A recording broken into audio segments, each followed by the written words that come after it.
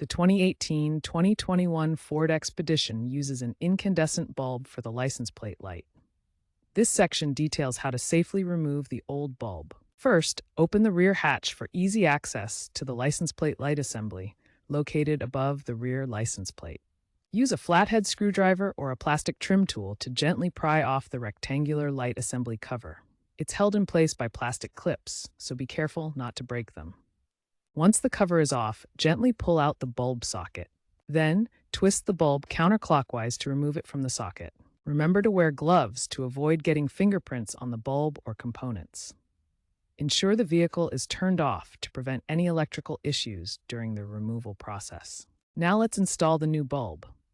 The standard replacement is a 12-volt wedge-base incandescent bulb, like a 194. When handling the new bulb, avoid touching the glass with your bare hands, as the oils can cause premature failure. Insert the new bulb into the socket, twisting it clockwise until it's secure. Next, reinsert the socket back into the light assembly. Snap the cover back onto the assembly, ensuring it's firmly in place. Finally, test the new bulb by turning on the lights to confirm that it illuminates properly.